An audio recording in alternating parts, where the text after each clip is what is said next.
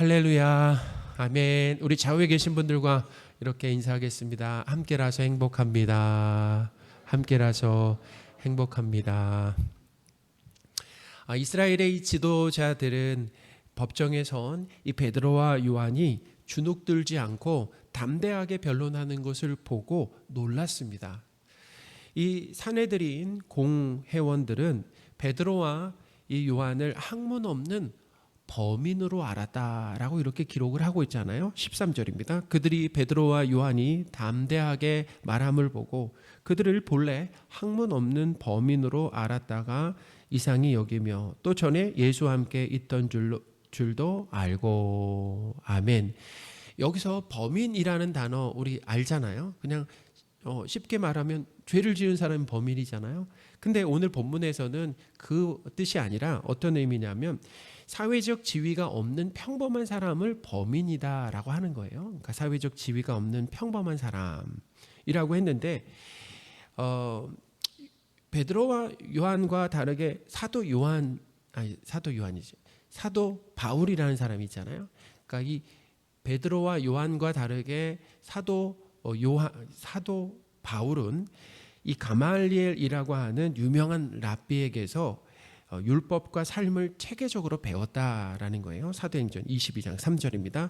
나는 유대인으로 길리기아 다소에서 났고 이성에서 자라 가말리엘의 문화에서 우리 조상들의 율법의 엄한 교훈을 받았고. 아멘. 그러니까 지금 베드로와 요한은 학문 없는 범인이다라고 했잖아요. 학문이 없는 범인. 그러니까 이 범인이라고 하는 것은 평범한 사람이고 학문이 없다라고 하는 것은 뭐냐면 이 유대 사회의 랍비에게서 율법 교육을 체계적으로 받지 못한 그런 사람들이다라는 거죠. 근데 이제 사도 바울은 랍비에게서 가말리엘이라고 하는 유명한 랍비에게서 교육을 받았잖아요. 그렇죠. 그러니까 좀 다르죠.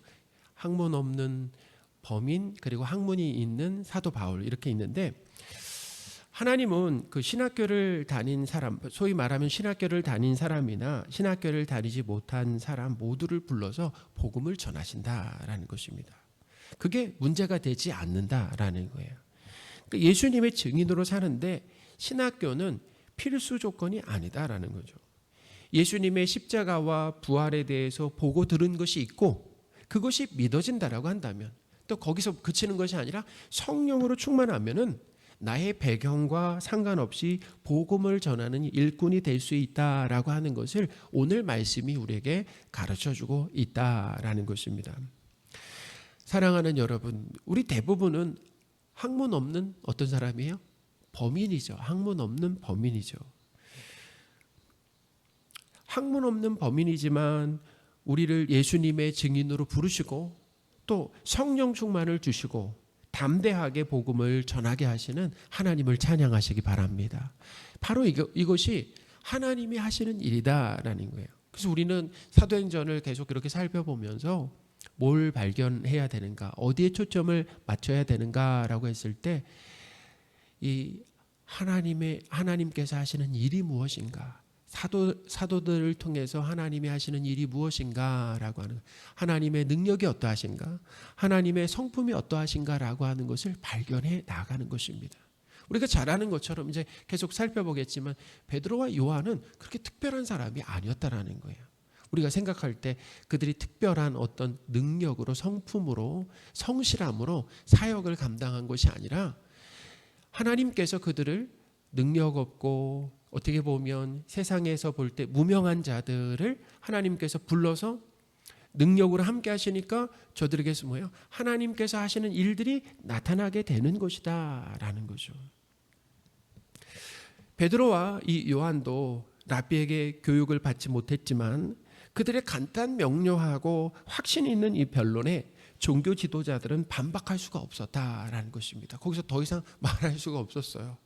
또한 걷게 된 이렇게 날 때부터 걷지 못했던 이 지체 장애인 이 걷게 됐잖아요. 이 걷게 된 사람이 사도들과 함께 서 있었다라고 오늘 본문이 기록하고 있습니다. 자, 함께 뭐 했다고요? 서 있었다. 앉아 있었던 것이 아니라 그 사람이 서 있었어요. 서 있었기 때문에 이제 어떤 트집도 잡을 수가 없었다라는 거예요. 14절입니다.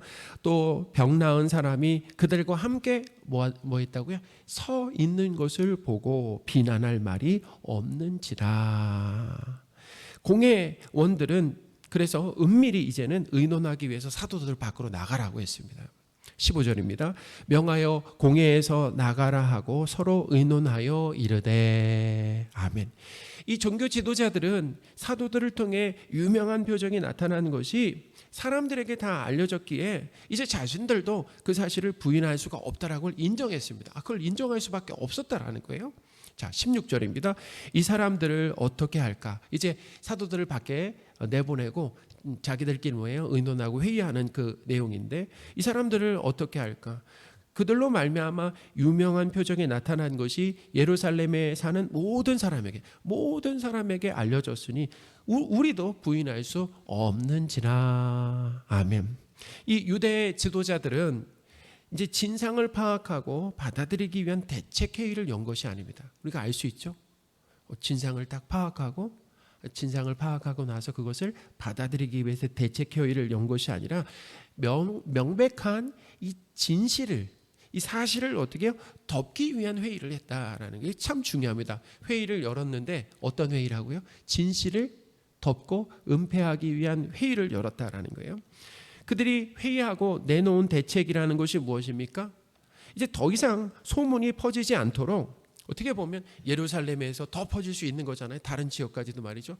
더 퍼지지 않도록 사도들을 위협해서 예수의 이름으로 아무에게도 말하지 못하게 하자라고 하는 그런 내용이었다라는 거예요. 17절입니다. 이것이 민간에 더 퍼지지 못하게 그들을 위협하여 이후에는 이 이름으로 아무에게도 말하지 말게 하자 하고. 아멘. 이 종교 지도자들이 금지했던 내용이 무엇입니까? 예수님이 지체 장애인을 낫게 했다라거나 아니면 예수님의 부활과 성도의 부활 등을 이제 뭐예요? 가르치지 말라라는 거예요. 이제 말하지 말아라 너희들. 이들은 이 베드로와 요한을 다시 불렀습니다. 그래서 이렇게 회의를 마치고 다시 불러서 예수의 이름으로 말하지도 말고 가르치지도 말라라고 경고하고 위협했다라는 것입니다. 18절입니다. 그들을 불러 경고하여 도무지 예수의 이름으로 말하지도 말고 가르치지도 말라 하니. 아멘. 여기서 우리는 이 종교 지도자들이 예수님의 이름으로 가르치지 말라라고 하는 그런 숨은 의도가 무엇인가라고 하는 것을 생각해 봐야 되는 거예요. 이게 상당히 중요합니다. 오늘 본문을 이해하는 데 있어서 사도행전을 이렇게 이해하는 데 있어서 이건 상당히 중요하다라는 거예요. 이 사내들인 법정이라고 하는 것은 그 유대 사회 최고 어떻게 보면 입법기관, 사법기관이다라고 할 수 있는 곳인데 여기에서 죄 없으신 예수님을 죄인으로 몰아서 로마 재판정에 넘겨 십자가에 죽게 했잖아요. 예수님을 죽으시게 했습니다. 이 사내들인 법정에서 이와 같은 일을 했다라는 거잖아요. 특별히 예수님이 십자가형을 받게 함으로 예수님이 어디에 돌아가시겠다고요? 십자가형을 받게 했습니다. 십자가형을 받게 했어요. 굳이 십자가형을 받게 함으로 예수님께서 이 하나님의 저주를 받아 죽으셨다라고 하는 이 잘못된 이미지를 심어주려고 했다는 것입니다. 그러니까 율법에 보면은 이런 말씀이 있어요. 신명기에 보면 나무에 달려 죽은 사람은 하나님의 저주를 받았다라고 하는 말씀이 있습니다. 자, 신명기 21장 22절 23절입니다. 사람이 만일 죽을 죄를 범함으로 내가 그를 죽여 나무 위에 달거든 그 시체를 나무 위에 밤새도록 두지 말고 그날에 장사하여 내 하나님 여호와께서 내게 기업으로 주시는 땅을 더럽히지 말라. 나무에 달린 자는 하나님께 저주를 받았음이니라. 아멘. 저기 율법에 명확하게 나오잖아요. 어디에 달린 자요? 나무에 달린 자는 하나님께 저주받은 자라는 거예요. 그러니까 저 구절을 누구예요? 종교 지도자들이 이용한 것입니다. 그래서 십자가에 죽게 함으로 인해서 예수님이 누구의 저주를 받아 죽었다고요? 하나님의 저주를 받아 죽은 사람으로 어떻게 해요? 그런 잘못된 이미지를 인상을 심어주려고 했었다라는 것입니다. 예수님은 이 나무 십자가에 달려 죽으셨지만 사실 자신의 죄 때문에 죽은 것이 아니잖아요. 택한 백성의 죄를 대신해서, 그러니까 택한 백성이 받아야 할 저주를 하나님이 대신 받은, 예수님이 대신 받은 거 아니겠습니까? 그런데 이 자신들이 이렇게 죄인을 만들어서 죽인 예수님을 사도들이 뭐라고 했습니까? 누가 살리셨다 그랬어요? 하나님이 살리셨다라고 메시지를 선포하고 있어요. 하나님이 살리셨다. 그리고 이 지체 장애인까지 예수님이 고치셨다라고 하는 이 내용이 퍼지면은 앞으로 상황이 어떻게 되겠습니까? 어떻게 되는 거예요? 그러면 예수님을 죽인 이 종교 지도자들의 죄가 드러나게 되는 거잖아요. 아, 예수님의 죄 때문에 죽으신 것이 아니라 저 종교 지도자들이 어떻게 해요? 그러니까 꾸며서 죄를 씌워서 어떻게 해요? 예수님을 죽게 했구나라고 죄가 드러나고 그들의 기득권과 영향력과 그리고 입지는 줄어들거나 잃게 된다. 그런 상황이 벌어지게 된다라는 것입니다. 그러니까 어떻게 그걸 미연에 차단하기 위해서 아예 그냥 싹을 잘라버리려고 사도들을 위협했다라는 거죠. 그러니 이거예요. 자신들의 오름과 그리고 기득권을 지키기 위해서 무슨 수를 써서라도 진실을 은폐하며 감추려 했다라는 거죠. 그들은 부활하신 예수님이 지체장애인을 치유하신 명백한 사실 앞에 자신들의 죄를 인정하고 예수님을 믿기보다는 진실을 은폐하며 예수님 믿기를 거절했다라는 것입니다. 이것을 통해서 주시는 아주 중요한 교훈이 있습니다. 종교 지도자들은 성경에 대해서 잘 알고 있었습니다. 그렇죠? 하나님을 잘 믿는다라고 자부했잖아요. 누가 보더라도 하나님을 잘 믿는 사람으로 여겼는데, 또 그들은 지체장애인이 완전히 회복되는 기적도 경험했잖아요. 그걸 알았습니다. 사도들을 통해서 저 기적이 일어났다는 걸 알았어요. 예수님의 부활도 알고 있었지만 중요한 건 뭐예요? 예수님을 믿지는 않았다라는 것입니다. 이거 상당히 중요해요. 그러니까 자신들의 죄를 덮고 영향력과 기득권을 유지하기 위해서 사실을 가리며 은폐하려고 했죠. 마치 이 손바닥으로 하늘을 가리려고 하는 어리석은 시도였습니다. 하나님께서 사랑하시는 성도 여러분, 사람이 죄를 인정하고 그리고 예수님을 믿는 것은 사람의 의지와 노력으로 할 수 있는 일이 아니다라고 하는 것을 다시금 깨닫게 된다라는 것입니다. 성경을 아무리 많이 알고 있어도 체계적으로, 랍비들이니까 성경을 체계적으로 공부했을 거 아니에요. 구약 성경을 말이죠. 체계적으로 공부하고 종교적인 삶이 있어도, 기적을 봤어도, 예수님의 부활을 들었어도 믿을 수가 없다라는 것입니다. 믿어지지가 않는다라는 거예요. 사람은 자기 죄를 인정하기보다는 사실은 합리화하고 핑계를 댑니다. 시침을 떼잖아요. 위장합니다. 죄인이 아닌 것처럼 그럴듯하게 선으로 위장하면서 살아가는 것이 바로 우리의 모습이다라는 거예요. 어떤 때는 이 죄를 지적하면 바로 화를 냅니다. 우리말에 이런 상황을 잘 표현하는 속담이 있잖아요. 이건 문제입니다. 한번 풀어보시기 바랍니다. 성령 하나님께서 우리 안에 오시고 일하셔야만, 그러니까 성령 하나님께서 사도행전에서 반복적으로 가요. 성령 하나님께서 우리 안에 오셔야 돼요. 그리고 일하셔야, 은혜 주셔야 죄를 자각하게 됩니다. 그리고 예수 그리스도의 필요성을 느끼고, 거기서 끝나는 것이 아니라 나에게 예수님이 필요하구나, 내가 예수님을 믿어야 되는구나 라고 하는 그 예수 그리스도의 필요성을 느끼게 된다라는 것입니다. 요한복음 16장 7절에서 9절입니다. 그러나 내가 너에게 실상을 말하노니 내가 떠나는 것이, 예수님이 떠나는 것이 유익하다라는 거예요. 너에게 유익이라. 내가 떠나가지 아니하면 보혜사, 성령님이십니다. 보혜사가 너에게로 오시지 아니할 것이요, 가면 내가 그를 너희에게 보내리니 그가 와서, 성령님이 와서 어떤 일을 하시는지 보세요. 죄에 대하여, 의에 대하여, 심판에 대하여 세상을 책망하시리라. 죄에 대하여라 함은 그들이 나를 믿지 아니함이요. 아멘. 성령 하나님께서 우리 안에 오시면 예수님을 믿지 않는 것이 죄라고 하는 것을 뭐예요? 깨닫게 하시고 책망하신다라는 거죠. 뿐만 아닙니다. 예수 그리스도의 십자가와 부활을 믿고 예수님을 주로 고백하는 복을 주신다라는 것입니다. 그러니까 예수님의 십자가와 부활을 믿고 예수님을 하나님으로 고백하는 거예요. 그리고 예수님을 주인으로 믿는 것입니다. 예수님을 구원자로 믿는 것이다 라는 이런 복을 주신다라는 고린도전서 12장 3절입니다.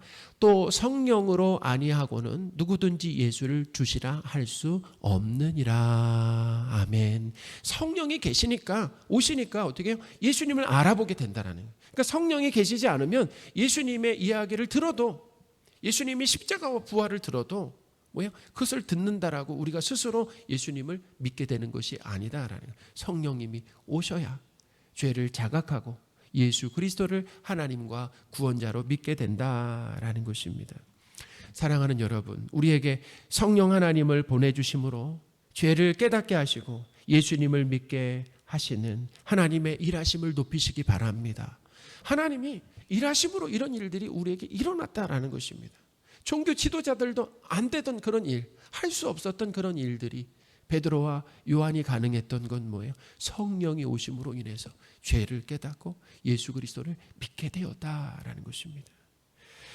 종교 지도자들의 경고, 협박, 위협을 들은 이 베드로와 요한은 두려워하며 순순히 그들의 말을 듣지 않았습니다. 아유, 이 정도만 해도 다행이다.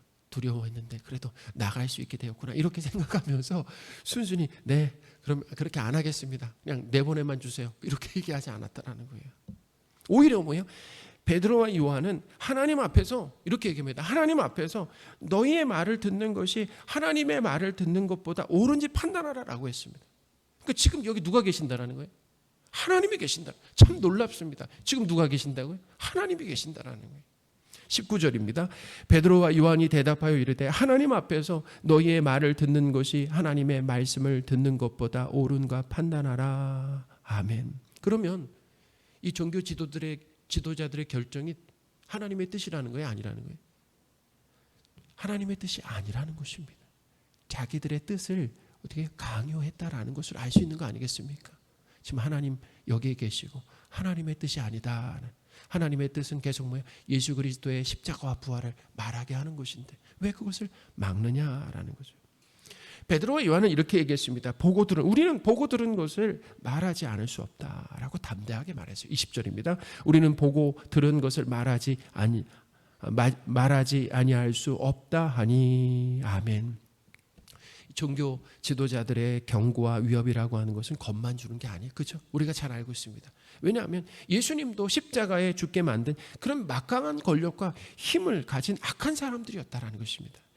베드로와 요한도 그냥 죄인으로 엮어가지고 만들어서 죽게 하는 것은 일도 아니었어요. 그들에겐 일도 아니었다라는 것입니다.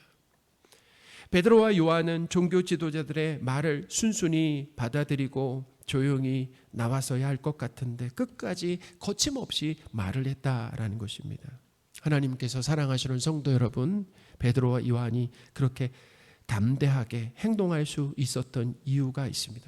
그것은 뭐냐면 종교 지도자들보다 하나님을 더 두려워했기 때문이다라는 것입니다. 제가 누굴 더 두려워했다고요?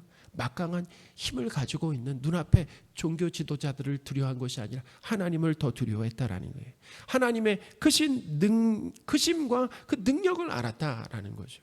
하나님의 크심 앞에 종교 지도자들이 가진 이 권력과 능력과 소유라고 하는 것은 보잘것없는 거예요. 힘을 쓸 수 없는 아무것도 아닌 것들이다라는 것을 알았어요. 베드로와 요한은 종교 지도자들보다 하나님을 더 두려워했기 때문에 하나님의 말씀에 순종했습니다.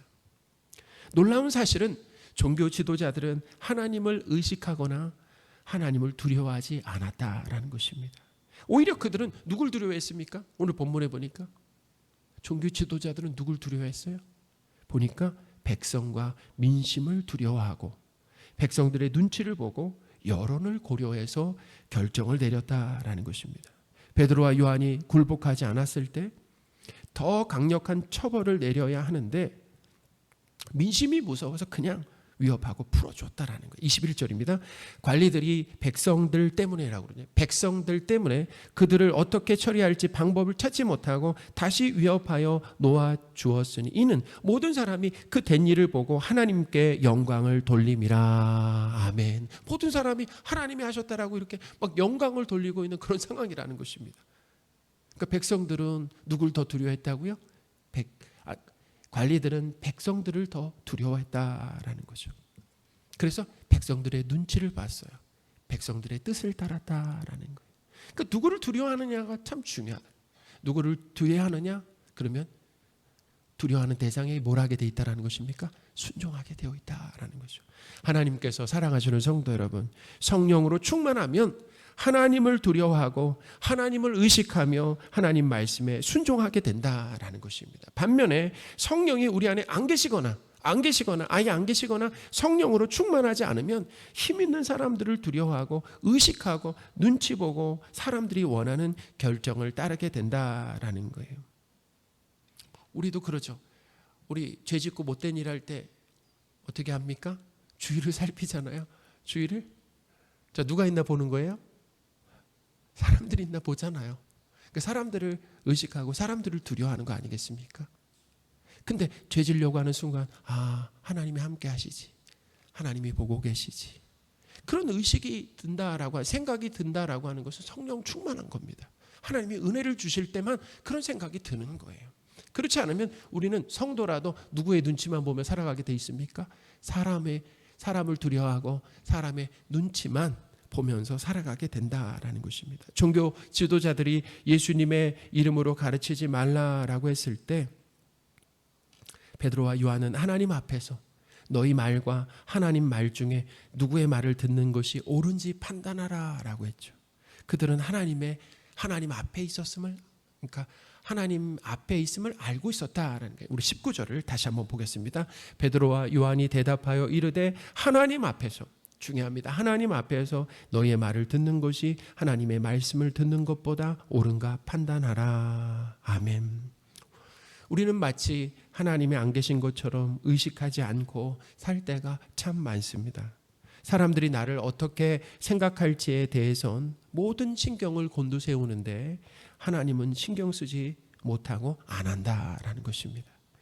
그러나 성령으로 충만하면 하나님을 의식하며 살아가게 된다라는 것입니다. 하나님이 함께 하시지. 하나님 앞에 있지. 교회에서나 교회 밖에서나 누구를 의식하며 살아가게 된다고요? 하나님이 계시지. 사람들이 보진 않아도 누가 보고 계십니까? 하나님이 보고 계시지. 그래서 행동 거지를 조심하게 된다라는 거예요. 하나님이 함께 하시니 행동 거지를 조심할 수 있도록, 마음의 생각조차도 하나님 조심할 수 있도록 은혜를 주십시오 라고 하는 모습들이 우리에게 나타난다라는 것입니다. 그리고 어떻게 해요? 성령으로 충만하면은 하나님을 의식하며 하나님을 두려워하고 순종하며 살게 된다라는 거죠. 하나님 아버지를 의식하며 인정하는 삶을 살면 어떤 배경을 가진 사람 앞에서도 주눅들지 않는다라는 것입니다. 오늘 베드로와 요한이 그렇잖아요. 어떤 배경에 나보다 더 높은 지위, 더 많이 가진 사람들 앞에 주눅들지 않고 당당할 수가 있다. 그렇다고 해서 사람을 막대하거나 아니면 무시하는 것이 아닙니다. 그러니까 지위가 높은 사람, 이제 그리고 나보다 많이 가진 사람 함부로 대하는 것이 아니에요. 어떻게? 정중하되 비굴하지 않습니다. 그 앞에서 정중하되 비굴하지 않아요. 당당하되 무례하지 않는다라는 것입니다. 사랑하는 여러분, 우리로 하여금 성령 충만으로 사람보다 하나님을 더 의식하며 두려워하고 순종하도록 만드시는 하나님의 일하심에 감사하시기 바랍니다. 성령 하나님이 우리와 함께 하시면서 성령 충만한 은혜를 주시면 우리에게도 베드로와 요한과 같은 모습들이 나타나게 된다라는 거예요. 하나님이 지금 우리와 함께 계시는 성령 하나님이 우리의 삶에도 이런 삶이 나타나도록 역사하시고 일하신다.